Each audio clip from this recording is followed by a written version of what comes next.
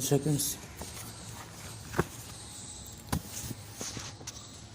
Sir, as you are aware, under the Constitution, certain rights have been reserved for the scheduled caste and the scheduled tribes as laid down in Article 330 of the Constitution. Now the principal point in respect of which this right was reserved or recognized was that there ought to be reservation of seats so far as the scheduled caste and the scheduled tribes were concerned in the parliament and in the state legislatures. Then, sir, it was left to the president to prepare the list and to promulgate them so far as these tribes are concerned, and therefore, under Article 341(1), these orders were issued by the President under the authority which had vested in him.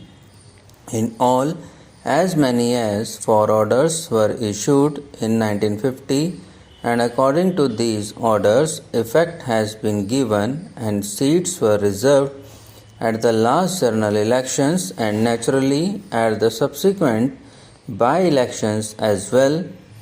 Sir, at the time when these lists were under preparation and subsequently also, a number of complaints were made to the Government of India, and according to some, the lists were incomplete, and according to others, there were certain communities, certain tribes or castes which ought not to have been included and therefore were under Article 340 of the Constitution. The government appointed the Backward Classes Commission in 1953.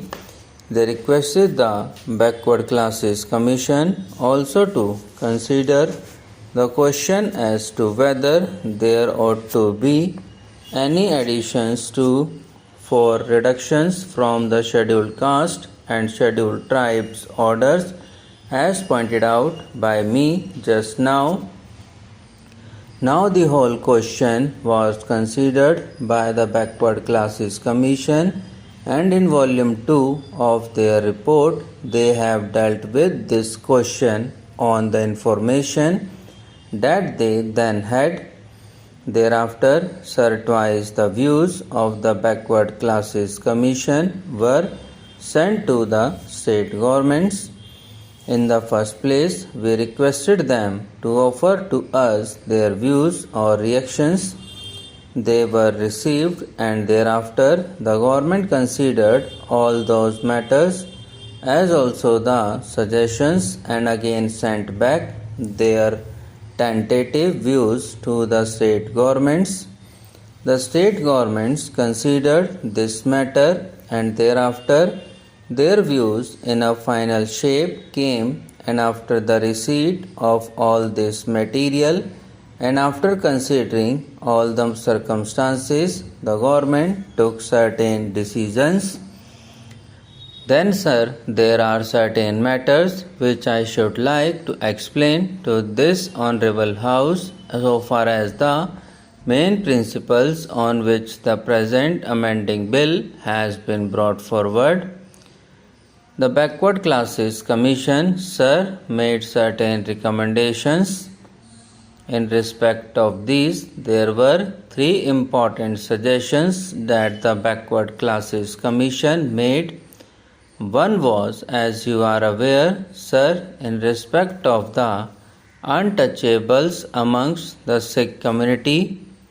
Now, it was at one time contended that the Sikhs were not Hindus at all. That was rather a wide claim. Then they also contended that they had no caste system as such amongst the Sikhs.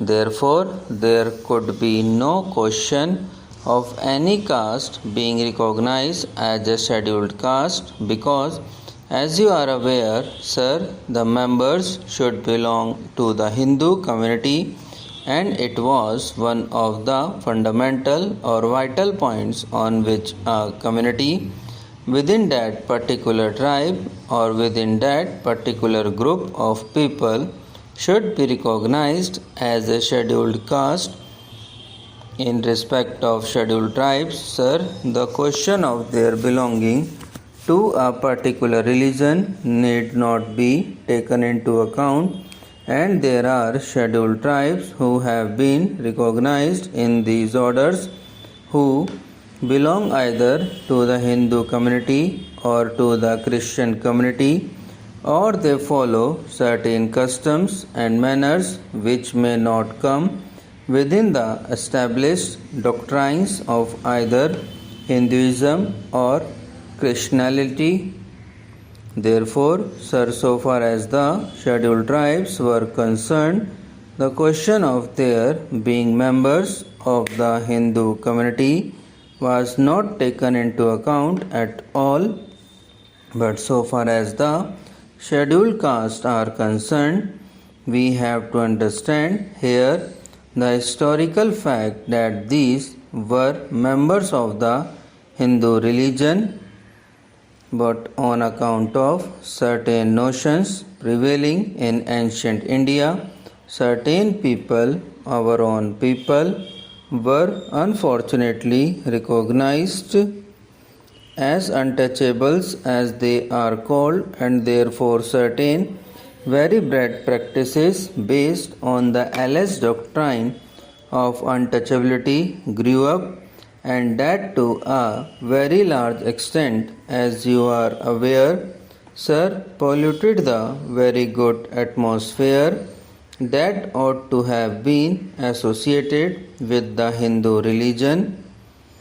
So far, centuries together, the disability remained amongst these people, but thanks to Gandhiji and to a number of other great leaders of ours, this question was taken up, and since then, especially during the last 30 years, sir, considerable headway has been made so far as the annihilation of this practice of untouchability is concerned.